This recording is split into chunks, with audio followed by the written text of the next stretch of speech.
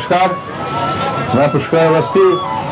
आज मेरे साथ आरिफ अज़ाकिया साहब हैं, जिनका इंट्रोडक्शन की मोहताज नहीं है। इंग्लैंड से आए हैं और इनसे मेरा जो है कई वर्षों पूर्व यूट्यूब के माध्यम से परिचय हुआ था और वहाँ से बात बढ़ते बढ़ते जो है आज ये स्थिति हो गई कि आरिफ भाई ने भारत आना था और ये मेरा सौभाग्य है कि आरिफ भाई ने मुझको ये मौका दिया कि मैं इनके साथ जो है घूम सकूं, क्योंकि ये यात्रा विशेष है। और मैं उसी संदर्भ में आरिफ भाई से बात करना चाहूँगा। आरिफ भाई, आप भारत आए, ये तो मुझे भी मालूम है किस लिए आए हैं, लेकिन मैं जानना चाहता हूँ कि आप भारत जो आप फील कर रहे हैं वो मैं नहीं फील कर सकता। एहसास मुझे हो सकता है, लेकिन आपकी मूल भावना जो है जब भारत आए और जो आपने किया, जहाँ गए, उसके बारे में जो है क्या दर्शकों को बताना चाहेंगे। अजीज दोस्तों नमस्कार। ब्लेसिंग्स हैं मुझ पे, मैं आज इधर खड़ा हूँ। कितने लोग इंतज़ार कर रहे हैं कि वो इधर आएँ, लेकिन मुझ पे राम जी की कृपा है कि आज मैं यहाँ पहुँचा हूँ। फीलिंग्स अल्फाज में कोई बयान कर नहीं सकता। यहाँ पे खड़े हो फीलिंग्स अंदर होती हैं और इस हद तक इमोशनल है कि मैं बता नहीं सकता। मुझ पर कितना ही कृपा है कि मैंने सोमनाथ जी के दर्शन किए, मैंने मथुरा जी के दर्शन किए, अयोध्या में जो मैंने सारा अंदर श्री हनुमान जी के मंदिर में हमने दर्शन किए, श्री राम जी।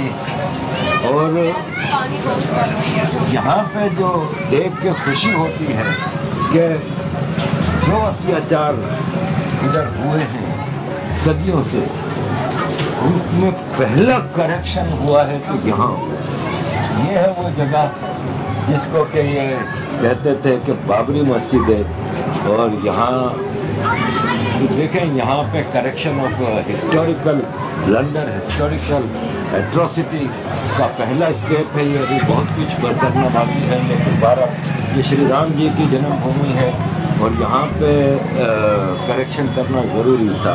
यहाँ पे मैं जब से एंटर हुआ हूँ, कई घंटों से हम इधर हैं, और जो माहौल देख रहे हैं, जो यहाँ पे लोगों के जो जज्बात हैं, तो पता चलता है कि ये लोगों की खुशी थी जिसकी ऊपर यहाँ पे काम हुआ है। मैं ख़ास तौर पे श्री नरेंद्र मोदी जी की सरकार, श्री योगी जी महाराज की सरकार का बड़ा ही मशहूर हूँ कि उन्होंने इस पे दिन रात का एक करके काम किया है और एक नई दुनिया यहाँ पे बसाई जा रही है। और पूरा अयोध्या जब कंप्लीट हो जाएगा तो ये दुनिया में एक शानदार सिटी होगा। डेवोटीज के लिए ये एक बहुत ही ज़बरदस्त एक यात्रा होगी यहाँ आने की।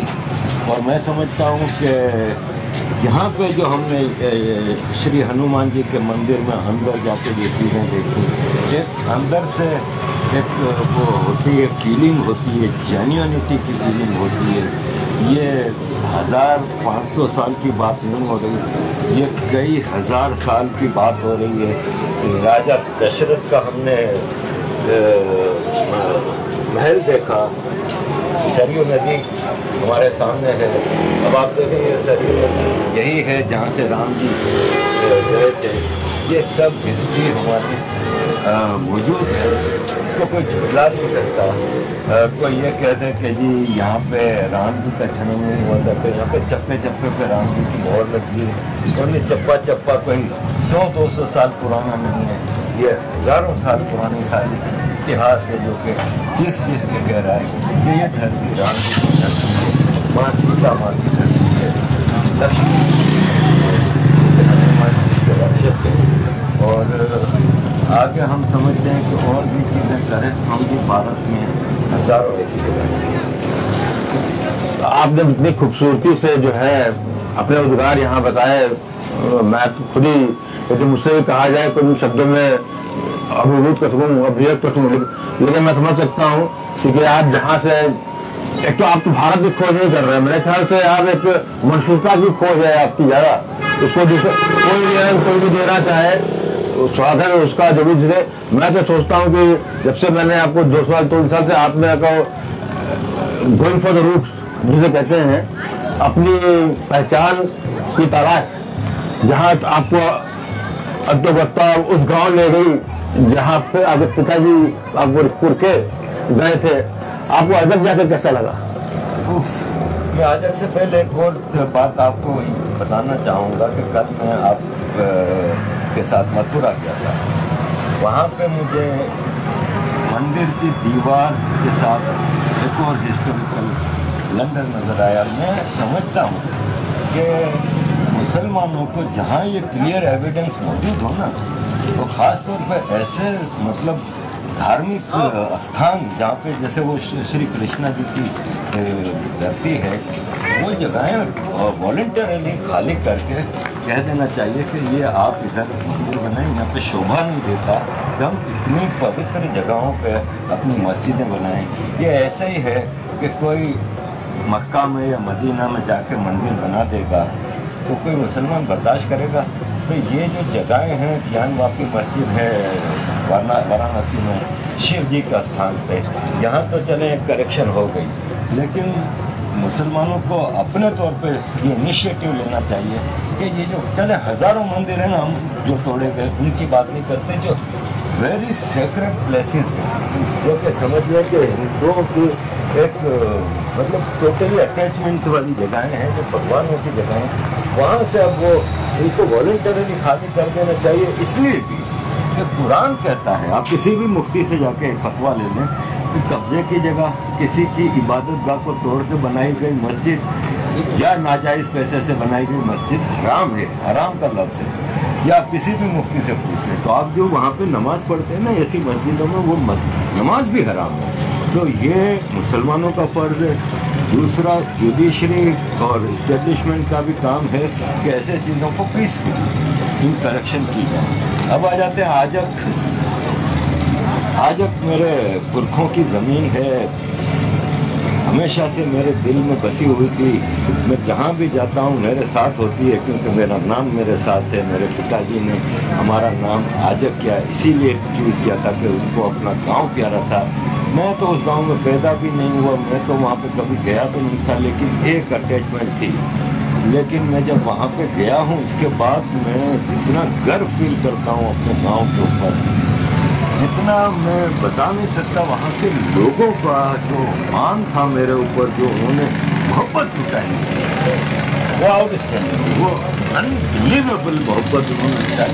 पूरा गाँव 200-250 लोगों का गाँव है, पूरा गाँव 24 घंटे मेरे साथ मैं रहा हूँ, मेरे साथ रहे, उन्होंने मोहब्बत निछावर की, इज्जत दी। एक ऐसा आदमी को जो उस गाँव में कभी पैदा ही नहीं हुआ था, जो कहाँ कभी उधर था नहीं, लेकिन मैं क्लेम करता हूँ ना, मैं उस गाँव को अपना मानता हूँ, क्योंकि मेरा डीएनए उधर से, मेरे पुरखों की हड्डियाँ उधर दफन है। तो उस गाँव ने मुझे बहुत कुछ दिया। वहाँ के लोगों को, वहाँ के माहौल को मैंने देखा। देखें पुष्कर भाई, वहाँ पे मुझे कहीं बुर्का नहीं नजर आया। वहाँ पे हिंदू मुस्लिम औरतों ने मिल के मेरा इस्तकबाल किया और बिल्कुल कोई बुर्का हिजाब कुछ नहीं। वहाँ पे मुझे सबसे बड़ी मुश्किल ये पेश आती थी कि मैं किसको प्रणाम करूं और किसको सलाम करूं। ऐसा होना चाहिए। यही जो है दुर्भाग्य आज का यही है कि ये सब कंट्रोवर्सी जनमानस के द्वारा ना होकर कहा लिखा व्यक्ति जो है वो कर रहा है, ये कष्टदायक ज्यादा है और चिंताजनक ये मैं समझता हूँ, क्योंकि इससे पहले था ही नहीं, हमने खुद नहीं देखा कभी इसी। लेकिन अब नया फैशन में तो ये लिबरलिज्म के नाम पर अशरफिया क्लास जो बोलते हैं, एलीट क्लास कह लीजिए, उसने हाईजैक कर लिया है साधारण मुस्लिम जनमानस को। इसका क्या सोचते हैं? वैसे मैं प्रगति देख रहा हूँ कि काफी लोग खुल के सोशल मीडिया के बाद जो है काफी लोग बात करने लगे हैं, इसमें आप क्या कहेंगे? देखिए अवेयरनेस आ रही है आज के दौर में। मैं समझता हूँ अगर सबसे बड़ा वरदान है तो वो इंटरनेट है। इंटरनेट ने अवेयरनेस का एक इनकलाब कर दिया है पैदा, और आम आदमी तक इंफॉर्मेशन जा रही है। और आम आदमी, भारत के आम आदमी की बात करें तो वो जाग रहा है, वो अपने आप को एजुकेट कर रहा है। अब वो सूरत हाल नहीं है कि एक सरकारी चैनल था, वो आपको जो पढ़ाता था वो आप पढ़ लेते थे। एक अवेयरनेस नहीं होती थी, आम आदमी को पता ही नहीं था, वो चला जा रहा है। तो मैं समझता हूँ कि ये जो इंटरनेट के ज़रिए अवेयरनेस आ रही है, आम आदमी में सोच आ रही है, आम आदमी में तब्दीली आ रही है। और स्टिल मैं आपको एक बात बताऊँ कि भारत है ना, उसकी जो परंपरा है वो हमेशा से स्ट्रॉन्ग रहना है, लेकिन किसी पर अत्याचार नहीं करना। वो आज भी हमें नज़र आती है। जो हमने कर्नाटका में देखा कि एक मुस्लिम लड़की जब बुर्का पहन के आती है तो 50-60 लड़के थे, उन्होंने सिर्फ साफरान पहना और प्रोटेस्ट किया, उन्होंने उसको हाथ तक नहीं लगाया। ये आपको मुस्लिम देशों में नहीं मिलेगा।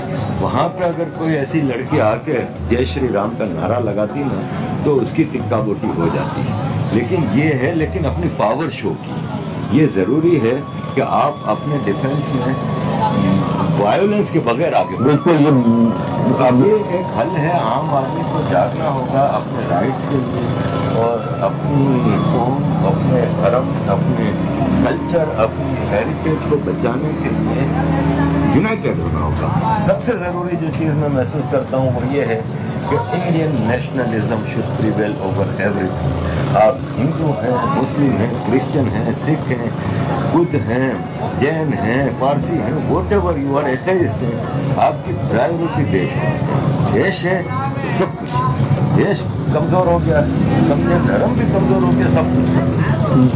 आप बहुत बड़ी बात कही है, लेकिन भारत के परिदृश्य में इतना अनफॉर्चुनेट रहा ये कि जो पढ़ा लिखा वर्ग जिसको कि समाज को गाइड करना चाहिए, वो लिबरलिज्म के नाम पे उन्होंने जो है बिल्कुल इंडियन आइडेंटिटी को ही जो है उन्होंने जो है गाली के रूप में, जैसे पहले हिंदुत्व को बनाया, वैसे आज इंडियन कहने पे भी प्रश्न लोग खड़ा करते हैं। ये बड़ा ये अनफॉर्चुनेट। उन ऐसे लोगों के लिए आपका क्या संदेश है? भाई देखें, वो तो करेंगे, ठीक है, वो उनका काम है। वो इंडिया से डरते हैं, वो इस सनातन कल्चर से डरते हैं, क्योंकि दुनिया की सबसे पुरानी कल्चर है ये। और सारे जो आपको मिलेंगे अम्बा सिविलाइजेशन, इनका सिविलाइजेशन, इजिप्शियन, ग्रीक, मेसोपोटामिया, जितनी भी आपको पुरानी सिविलाइजेशन मिलेंगी सब मिल गई। ये सबसे पुरानी काल है, इसलिए कि ये जेन्युइन है। ये इवोल्यूशन के साथ आई है, किसी एक आदमी के कहने से नहीं हुआ यहाँ पे कि ये ऐसा है, ऐसा करो, ऐसा करो। ये एक इवोल्यूशन के साथ आई है। इस कल्चर की ब्यूटी ये है कि जो हज़ारों साल पहले कह दिया था, आज आपको वेस्ट का साइंटिस्ट कहता कि ये करो तो ठीक होगा। हमें इसको करते रहना है।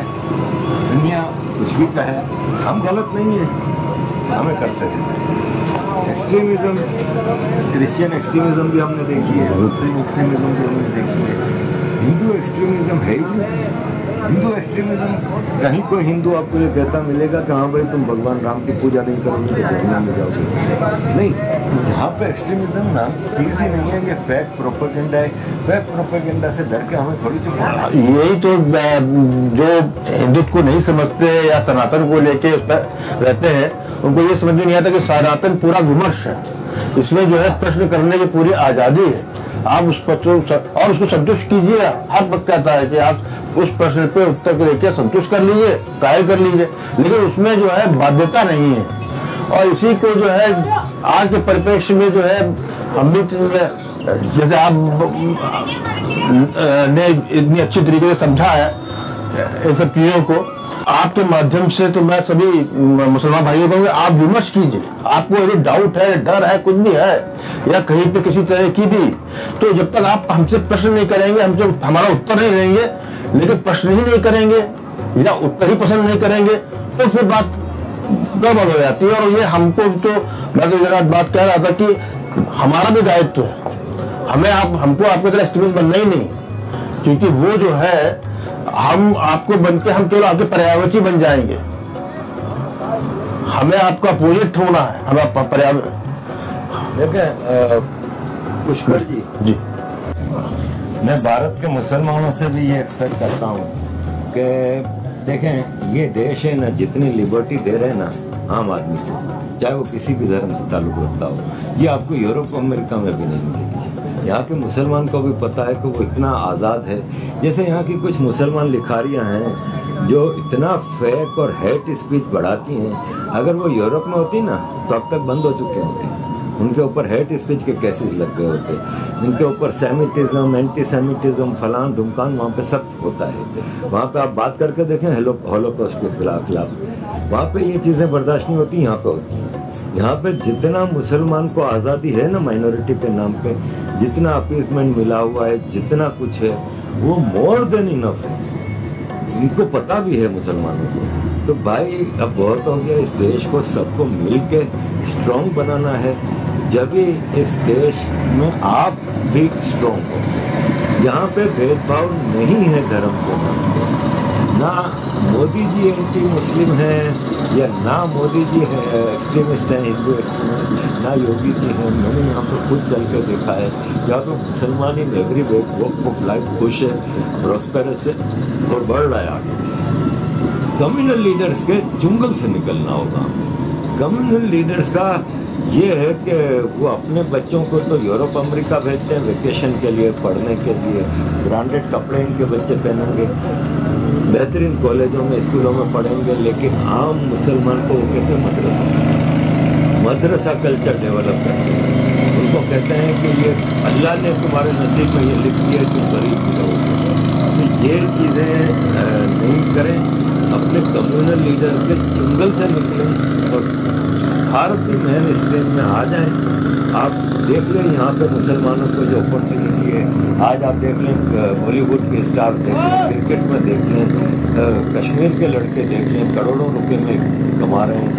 सबको अपॉर्चुनिटी है, सिर्फ आपको नेशनलिज्म को प्रिवेल करना होगा ऑन एवरी अदर एस्पेक्ट। जैसे आज हम लोग को सुबह से ओवैसी साहब और वारिस पठान मिल गए, दोनों 5 स्टार होटल पे फर्राटेदार अंग्रेजी बोलते हैं, जनधन था तो केक भी काट रहे थे, लेकिन वो जिनकी जो है नेतृत्व करते हैं या जिनको वो क्लेम करते हैं भारतीय, उसको वो नहीं करना देना चाहते।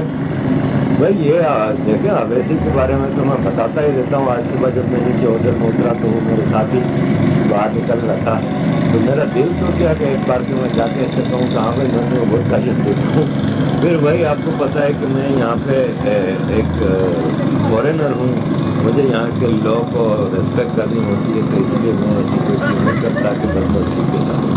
अदरवाइज ये लोगों के कैरेक्टर हमें पता ही है कि खुद रहेंगे 5 स्टार होटल में और जो सारे वर्कर होंगे वो वहाँ सड़कों पर बैठे।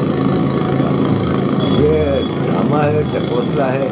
एक तरफ आप देख लें एक योगी जी हैं, ये कहीं जाते हैं तो आम आदमी के साथ बैठ के ज़मीन के चटाई पर बैठ के खाना खा रहे हैं, वही दाल रोटी सब कुछ। ये फ़र्क है मुस्लिम कम्युनल लीडर्स में और बाकियों में। बाकी ये है कि पॉलिटिक्स अपनी जगह दुनिया जहाँ पर पॉलिटिक्स होती है पॉलिटिक्स करें, not at the cost of देश। अरे भाई बात हो गई, जाते जाते आखिरी प्रश्न जो है कि अब अगली बार कब आएंगे, और जो अगली बार आइए तो जहाँ निकलिए हमको दिल्ली पहले बुला लीजिए, जहाँ जाएंगे हम आपके साथ रहेंगे। अगली बार का जो है देखें, ये तो मुकद्दर के फैसले होते हैं। जिसने सोचा था 1 महीने पहले कि मैं सोमनाथ जी भी देख लूँगा, माँ अम्बा जी के भी दर्शन हो जाएंगे, मैं जयपुर में माता जी के दर्शन कर लूँगा, मथुरा जी के दर्शन कर लूँगा, अयोध्या जी के, ये सब नसीब की बातें हैं। अब कब आना होता है, एक रात को सोता था तो यही होता था कि पता नहीं कितनी ज़िंदगी बाकी है। एक बार पुरखों के गांव देख लें, एक बार अपने पुरखों के मंदिर देख लें, वो हसरत तो पूरी होती है। अब बाकी तो ये है कि आज सुबह मुझे कुछ दोस्तों ने बोला भाई आरिफ भाई आ जाओ तो हम यहाँ पे कुछ पार्टी शार्टी करें। मैंने कहा भाई यार आने का नाम पे ही रोना आता है, अब के जाने का दिल नहीं करता, लेकिन बार अब जाना है। नसीब में जब हुआ पुष्कर जी ज़रूर आएंगे और आप लोगों की मोहब्बत मान to every party, every Indian जिन्होंने सोशल मीडिया के जरिए, बाकी जरियों के जरिए जो मान सम्मान है। Thank you. आपको बहुत, भारत की तरफ से आपको बहुत बहुत धन्यवाद।